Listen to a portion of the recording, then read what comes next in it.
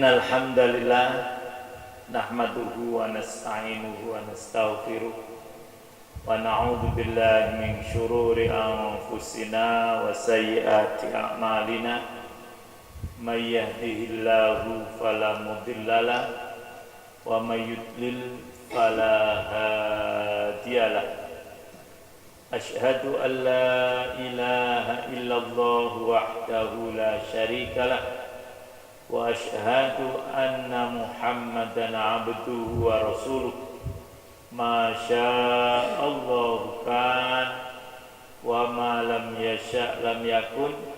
La haula wa la quwwata illa billahil aliyil azim. Amma ba'd. Para ikhwan akhwat, alhamdulillah Imam dapat bersilaturahim lagi ke kampung Muhajirun ya, Muhajirin yang kedua kali. Dulu tahun berapa ya? 2016 ya, jadi sudah 6 tahun ya. Alhamdulillah saya lihat ada perkembangan. Dulu masjid ini belum terkeramik ya. Alhamdulillah ini terkeramik. Dibuat tingkat ini gimana nih maksudnya? Oh nambah ya, saya kira banjir sana biar bisa dipakai ini kan ya. Alhamdulillah. Nah mari kita awali, kita manfaatkan silaturahim ini untuk menuntut ilmu, ta'alum dan taklim dari saya, dan kita awali dengan membaca doa thalabul ilmi. Bismillahirrahmanirrahim. Rabbi zidni ilma, Allahumma anfa'ni bima 'allamtani wa 'allimni ma yanfa'uni warzuqni ilman yanfa'uni. Amin. Kita akan membaca Quran ditalqin oleh Ustaz Ardiansyah. Jadi nanti kita ikuti beliau ya. Mudah-mudahan pembacaan kita bisa terperbaiki ya, minimal kita bisa membaca Quran sebaik beliau ya. Betul Ustaz? Seperti ini.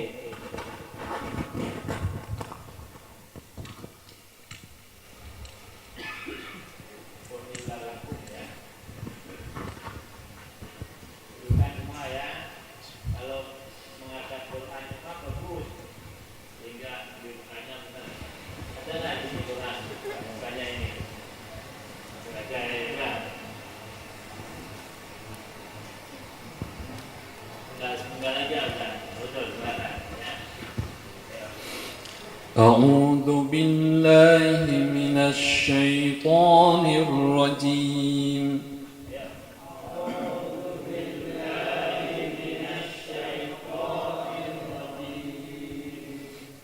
بسم الله الرحمن الرحيم.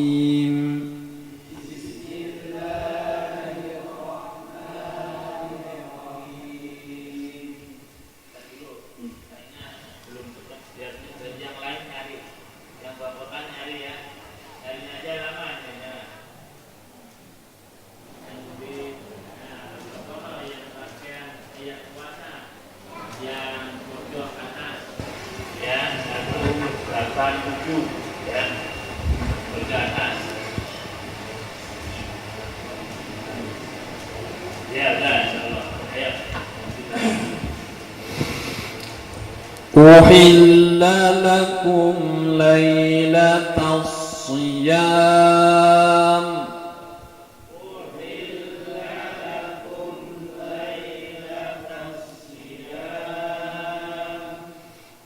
ليلة الصيام الرفث إلى نسائكم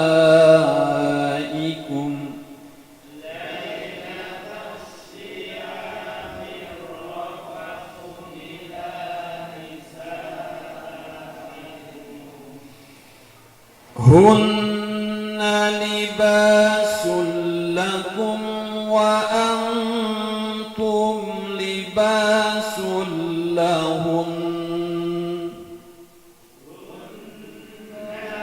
لباس لكم وأنتم لباس لهم علم الله أنكم كنتم تختانون أنفسكم علم الله أنكم كنتم تختانون أنفسكم فتاب عليكم وعفى عنكم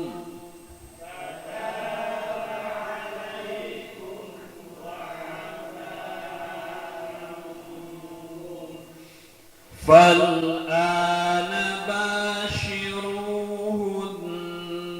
وابتغوا ما كتب الله لكم فالآن باشروهن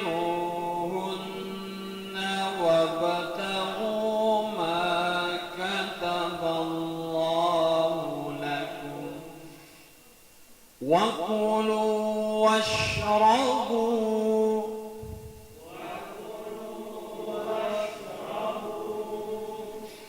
حتى يتبين لكم الخيط الأبيض من الخيط الأسود من الفجر حتى يتبين لكم الخيط الأبيض من الخيط الأسود من الفجر ثم أتموا الصيام إلى الليل ثم أتموا الصيام إلى الليل ولا تباشروهن وأنتم عاكفون في المساجد ولا تباشروهن وأنتم عاكفون في المساجد تلك حدود الله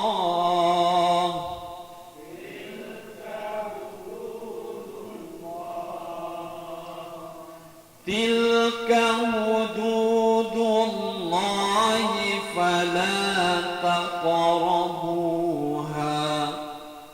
تلك حدود الله فلا تقربوها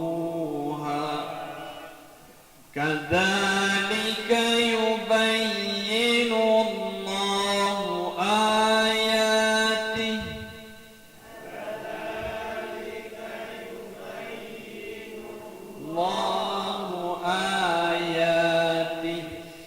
كذلك يبين الله آياته للناس لعلهم يتقون كذلك يبين الله آياته للناس لعلهم يتقون صدق الله العظيم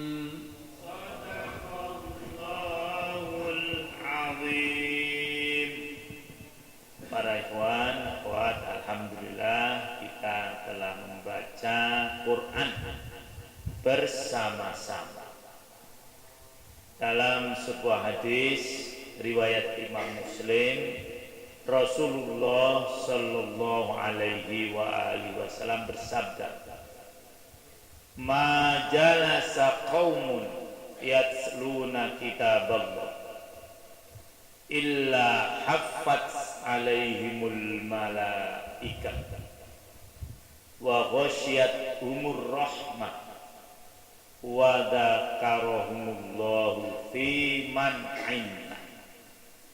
Yang artinya, tidaklah suatu kaum mereka itu duduk membaca Al-Quran kecuali akan dikerumuni oleh malaikat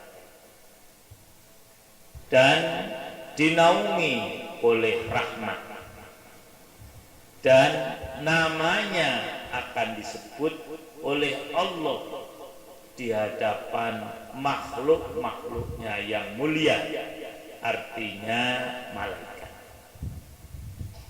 Jadi inilah keutamaan kita membaca Al-Quran secara bersama-sama. Ada 3 ya tadi kemuliaannya. 1, dikerumuni oleh malaikat.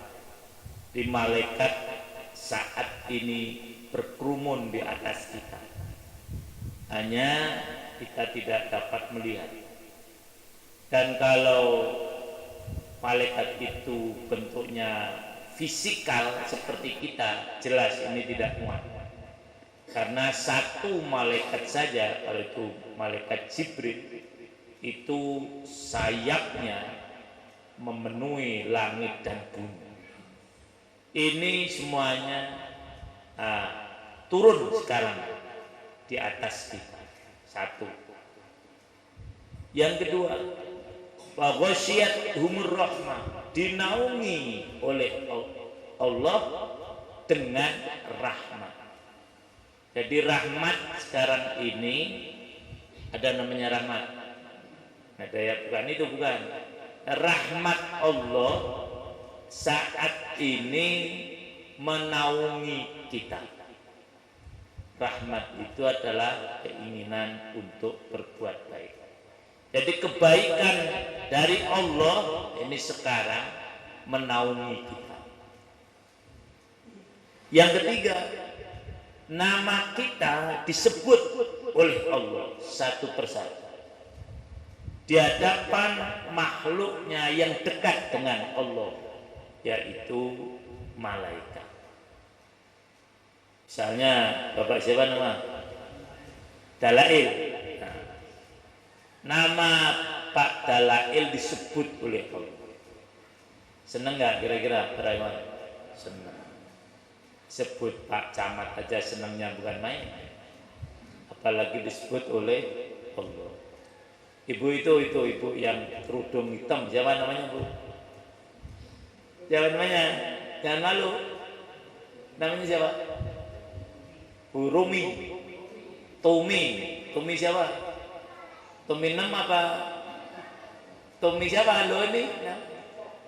Tumi saja. Nah, Tumi itu sama laki-laki. Nah, jadi ini nama ibu Bu Tumi disebut oleh Allah. Disebutnya di mana? Di hadapan para malaikat. Malaikat, Pak Dalail hari ini baca Quran. Ibu Tumi hari ini baca Quran. Semua. Nah, kalau saya sebut sesuatu waktunya habis ya. Nah, jadi inilah keutamaan orang duduk bersama membaca Al-Quran. Ada berapa tadi keutamanya? 3. Pertama, dikerumuni oleh malaikat. Yang kedua, dinaungi oleh rahmat. Yang ketiga, disebut namanya oleh Allah di hadapan malaikat. Nah, para ikhwan semuanya, membaca Al-Quran di situ sebagian ulama mengatakan mentadarusnya, tidak hanya membaca saja bagus. Tapi kalau kita memahami maksudnya lebih bagus. Nah, saya hanya akan memahami sebagian kecil dari tadi yang sudah kita baca bersama Ustadz Ardiansyah, yaitu bagian yang menyatakan wa kulu washrobu hatta yatabayyana lakumul khaytul abyadu minal khaytil aswadi minal fajr. Para ahli tafsir menjelaskan ayat ini menginformasikan tentang perubahan, ya, perubahan syariat berpuasa. Perubahan syariat puasa menurut sahabat Mu'adz bin Jabal itu mengalami 3 kali perubahan. Perubahan pertama, dulu puasa itu setahun hanya sekali. Kapan itu? Tanggal 10 bulan Muharram. Ini yang jadi wajib. Jadi sebelum puasa Ramadan itu puasa diwajibkan setahun hanya sekali. Kalau tidak dirubah enak mungkin Pak ya. Ya, ibu-ibu itu, ini ada yang belum ketemu saya, ada nggak yang belum pernah lihat saya? Ada ya. Ya ini ada juga yang muslimin. Ada ya, alhamdulillah. Inilah yang Bapak Ibu baiat. Nama saya siapa? Siapa? Ya insyaallah Mansur ya itu. Nah, ya. Kalau tadi puasa tidak dirubah, enak ya kita ya. Setahun hanya puasa sehari. Ada yang mengatakan setelah puasa 1 hari itu ada lagi ketentuan. Tiap Ramadan, tiap bulan puasa 3 hari. Nah, itu sunnah. Kemudian dirubah oleh Allah yang puasa hanya setahun sehari menjadi puasa setahun sebulan dengan firman Allah ayyaman ma'dudat, pada hari-hari yang ditentukan. Kapan? Syahrul Ramadan. Ya, ini perubahan puasa yang pertama. Nah, kemudian perubahan puasa yang kedua.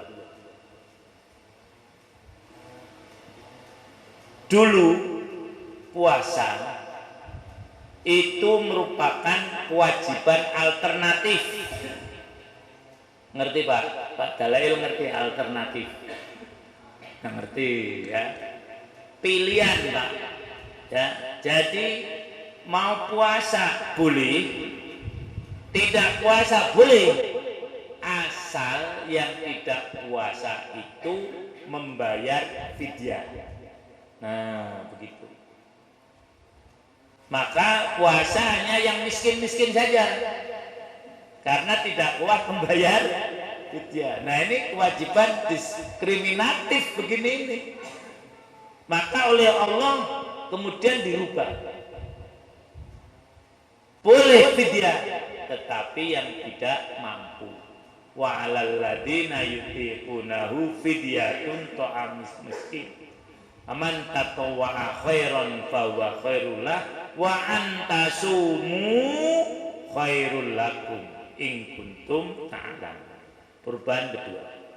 Setelah itu puasa untuk seluruhnya. Baik yang mau atau yang tidak harus puasa. Tidak boleh lagi bayar fidyah kecuali bagi yang tidak mampu. Siapa yang tidak mampu? Misalnya orang yang sudah sangat tua, untuk puasa tidak mampu boleh, asal membayar fidyah. Ibu-ibu yang lagi hamil, menyusui boleh tidak puasa, asal bayar fidyah. Orang yang sakit kronis tahu kronis, yang menahun terus boleh tidak puasa karena tahun besok belum tentu sembuh kan. Nah, maka boleh tidak puasa asal bayar fidyah. Tetapi yang mampu, ini semuanya mampu semua kan, walaupun sudah tua umurnya. Yang paling tua aja nih. Nah, ada yang 70 tahun, 60 ya. Nah, jadi itu harus berpuasa kecuali yang tidak mampu. Ini perubahan keberapa? Perubahan kedua. Sekarang ketiga, ini yang berat ya. Dulu orang puasa itu batasnya tidur. Setelah tidur tidak boleh makan. Nah itu. Jadi bukan terbenamnya matahari atau fajar terbitnya, bukan. Asal tidur tidak boleh makan. Misal begini, saya puasa nih hari ini, terus nanti waktu buka saya belum makan, saya tidur, maka saya tidak boleh makan. Termasuk sahur nggak boleh. Jadi saya makan kapan? Besoknya lagi. Kalau saya tidur lagi, nggak boleh makan lagi. Itu beratnya kalau gitu, berat. Nah, satu saat ada sahabat menurut riwayat namanya Sirmah bin Sirmah. Dia itu seorang sahabat yang pekerja berat. Mungkin kalau sekarang buruh kasar. Dia pulang ke rumah sudah dalam kondisi capek lelah. Kemudian dia tanya sama istrinya, ada makanan nggak saat itu? Nggak ada. Nah, sudah pekerja keras, miskin lagi. Nah, ya itu. Akhirnya dia tidur. Bangun-bangun, sudah tentu tidak boleh makan. Begitu. Dan juga tidak boleh berhubungan suami istri kalau sudah tidur. Sampai kemudian hari selanjutnya dilihat oleh Rasulullah Sallallahu Alaihi Wasallam. Sirmah, kamu kok kelihatan lemes sekali, kenapa? Ceritalah dia. Ya Rasulullah, tadi malam saya mau buka, tidak ada makanan. Saya kecapean, udah lapar, tidur saja.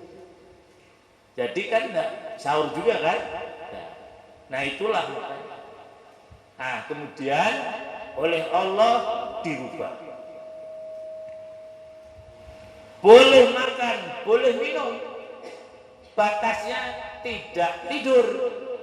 Tapi batasnya ketika sudah ada beda benang putih daripada benang hitam. Oleh karena itu kalau mau tidur para sahabat membuat dua gulungan. Satu gulungan benang hitam, benang putih, satu gulungan benang hitam. Kemudian ditaruh di bawah kasur atau bantal. Kalau bangun dilihat dada belum perubahan. Nah, belum ada makan mereka. Nah gitu. Pernah dengar belum cerita begini nih? Nah, makanya waktu-waktu begini nih udah nggak usah berat yang berat-berat, cerita-cerita aja. Nah biasanya kalau seminar diskusi saya dapat waktu yang segini nih.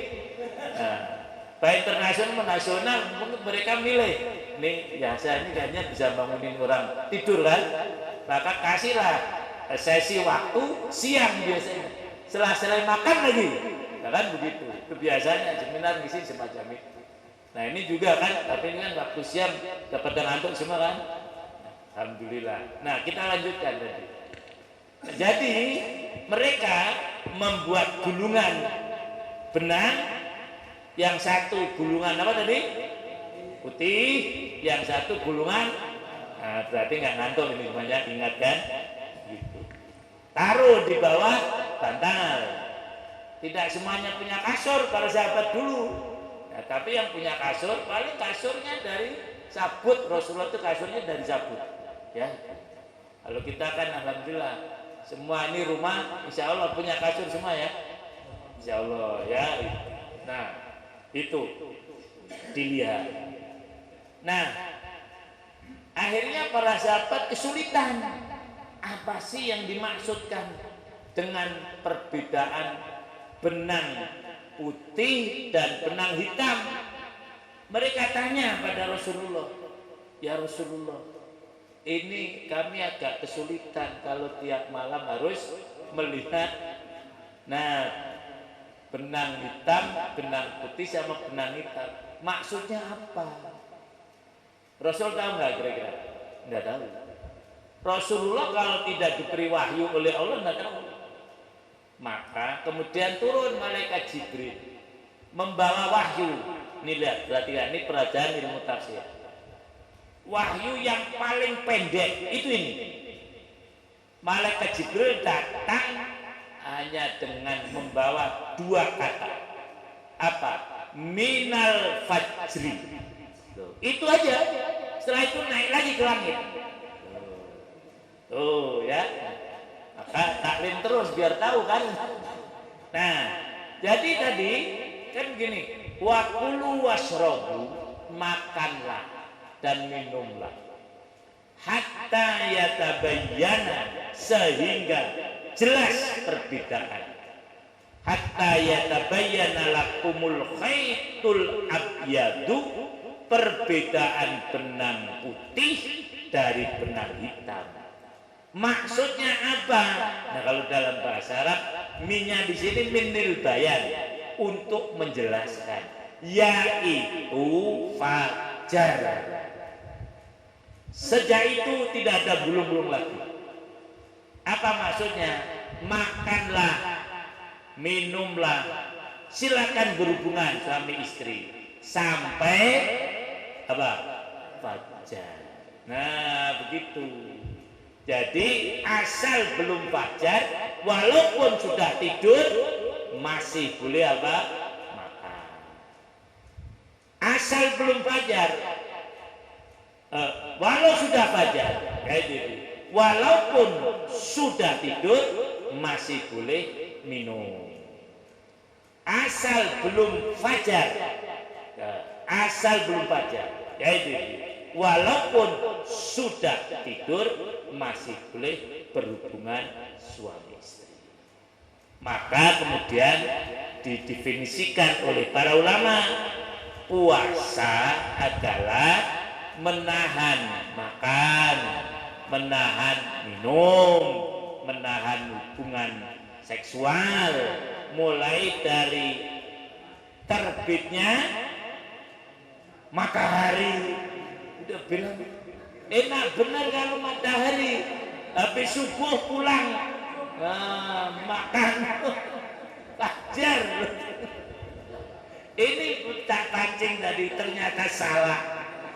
Itu semua banyak majelis, hampir semua majelis salah, termasuk majelis ini. Dan kemarin di mana itu? Sungai Tengah salah juga. Ya, jadi berbagai forum jalan. Jadi bukan matahari yang apa tadi? Fajar. Ya itu. Jadi yang namanya puasa tadi tidak boleh makan, minum, hubungan suami istri mulai terbitnya, yang mantap, terbitnya, nah gitu, sampai terbenamnya. Nah ini baru itu. Nah inilah 3 perubahan apa? Puasa. Nah kemudian hadis tadi panjang sebetulnya, dijelaskan juga perubahan sholat. Sholat pun tidak seperti sekarang ini, juga mengalami 3 atau sebenarnya 4 perubahan. Perubahan pertama, dulu itu sholat sejak diwajibkan, sholat diwajibkan di Mekah atau di Madinah? Ya, nggak tahu nih, keliru lagi, nggak berani jawab nih. Diwajibkan di Mekah setelah Isra Mi'raj kan. Nah, sholat menghadap ke Baitul Maqdis. Walaupun di Mekah ada Ka'bah, tidak situ, ada Baitul Maqdis. Sesampai di Madinah juga begitu, tetap menghadap Baitul Maqdis. Nah, ketika di Mekah orang Yahudi nggak ngerti, tapi ketika di Madinah orang Yahudi ngerti loh. Sholatnya kok sama dengan saya? Saya lebih dulu, berarti yang benar saya. Ini orang Islam ngikut-ngikut saya aja. Nah, Rasulullah mendengar ucapan mereka tidak senang. Rasul paling nggak senang kalau menyamai dengan orang apa? Yahudi. Maka beliau minta pada Allah, ya Allah, dirubahlah, jangan ngadep ke Baitul Maqdis. Maka digambarkan Allah dalam Al-Quran, qad nara taqalluba wajhika fis sama falan walliyannaka qiblatan tardo. Sungguh Allah melihat bolak-baliknya wajahmu ke langit, minta dipindah kiblat. Maka sekarang hadapkan mukamu ke arah yang kamu senangi. Rasul lebih senang menghadap kemana? Ke Ka'bah. Maka setelah 17, nggak nyampe ya, ini anggapnya 17 nih, 17 bulan di Madinah, sholat dipindah dari menghadap ke Baitul Maqdis ke mana? Tetap ke Baitullah, Ka'bah ya. Ini untuk menunjukkan bahwasanya Baitul Maqdis itu memang milik umat Islam. Al-Aqsa, Allahu Akbar. Nah, ya. Sebetulnya langsung saja ke Ka'bah bisa, apalagi waktu di Mekah kan dekat. Tapi Allah itu tuhannya Baitul Maqdis. Tuh.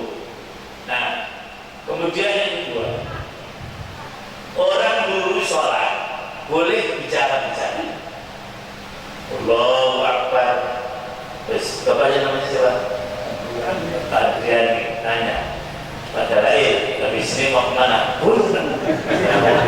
Padahal jawab, saya mau ke kebun. Mau panen apa? Ya. Jadi sholat itu ribet begitu. Boleh itu. Jadi setelah takbir bicara masing-masing. Jadi kalau ibu-ibu tambah rame kalian. Nah, itu kan beda kami itu kan ngomong. Tadi sinetronnya apa? Nah itu, ini ibu-ibu sedang yang ngomong. Nah, kemudian oleh Allah diturunkan ayat Hafidhu ala sholawati was sholatil wusta wa qumu lillahi qanitin. Jaga ya sholat wusta, khususnya yaitu asar dan subuh. Jaga betul dan laksanakan sholat dengan tenang dan tunduk. Sejak itu tidak ada lagi orang sholat pada di negaranya nggak boleh tanya dulu. Tidak ada lagi ngomong-ngomong, gue nggak boleh tanya dulu ya itu. Jadi nggak boleh nanya mau belanja apa, nggak boleh ya. Udah cukup diam aja. Yang ketiga, ini lebih riskan lagi. Yang ketiga, dulu itu kalau orang sholat masbuk itu dia akan nanya temannya habis berapa, nah dapat berapa nih, gitu kan, tadi belum ngomong kan apa, jual, terus dia sholat sendiri jual kan, nyusul Rasulullah. Jadi nanti salamnya bareng dengan Rasulullah. Jadi beda takbir, bareng apa? Kayaknya ada masuk. Dan berapa? Misalnya sholat dulu 3. Udah 3. Cepat dia sholat. Untung Rasulullah sholatnya kan tidak begitu cepat. Sehingga walaupun dia 3 rakaat bisa ngejar yang tinggal apa?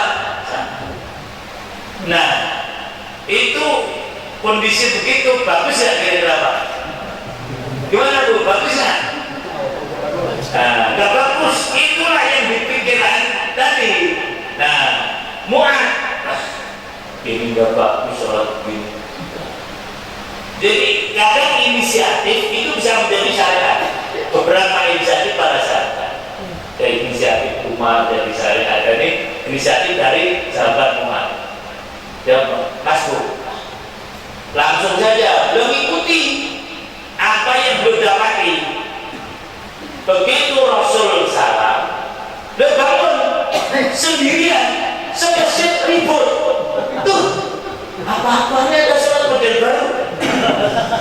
Kan kadang-kadang gitu kan orang-orang itu reaksi biasa. Kita kan begitu ini, ada Islam model baru dengan gitu. Nah, begitu ribut masjid. Nah, tapi Mu'ad tenang aja sampai selesai, baru dikomentari Rasulullah SAW. Sekarang kalau sholat ngikuti kayak Mu'ad tadi. Kalau masbuk, jadi kalau kamu masbuk mendapati saya sedang apapun juga ikuti. Yang kurang selesaikan sendiri. Seperti siapa tadi? Itu perubahan tidak ada. Begitulah syariat. Ya. Jadi tidak langsung sekaligus kita. Ada lagi yang menyatakan sholat perubahannya apa? Yaitu apa? Antara qashar dan jamak. Dulu itu sholat yang 4 rakaat semua 2, baik itu musafir maupun mukim. Nah kemudian ketika di Madinah diubah, yang musafir tetap 2, yang mukim disempurnakan jadi 4. Nah itulah perubahan dalam syariat. Memang syariat tidak seketika turun sempurna. Ini juga menjadi semangat kita. Tidak seketika orang sedunia baiat semuanya. Itu kan keinginan terdalam ya. Kurang kita semuanya. Dan begitu ya sedikit-sedikit. Dan karena apa? Ibu-ibu jangan itu sedunia pakai jilbab semua. Karena prinsip syariat itu 3 ya. Pertama, menghilangkan kesulitan. Jadi yang sulit-sulit dihilangkan. Yang kedua, mempersedikit beban, taklif at-takalif. Nah yang keempat tadi, bertahap dalam mensyariatkan sesuatu. Itulah prinsip syariat Islam. 3 ya, bapak-bapak dan ibu-ibu. Pertama apa? Menghilangkan kesulitan. Yang kedua, mempersedikit ibadah. Yang ketiga, bertahap dalam pelaksanaan. Seperti tadi, pelaksanaan puasa bertahap. Berapa tahapan tadi? 3. Sholat pun juga bertahap. Ini saja bapak-bapak dan ibu yang dapat saya sampaikan. Bentar aja ya, terlalu lama besok kalau kita ya. Ya insya Allah ya. Mudah-mudahan yang sedikit ada manfaatnya. Kami akan melanjutkan perjalanan ya. Mudah-mudahan kita semuanya selamat ya. Yang di sini selamat, yang berjalan dalam dan juga selamat. Cukup ya Wali. Ya, mari kita akhiri dengan kafaratul majlis. Subhanallahumma wa bihamdika asyhadu an la ilaha illa anta astaghfiruka wa atubu ilaik. Alhamdulillah, syukran. Assalamualaikum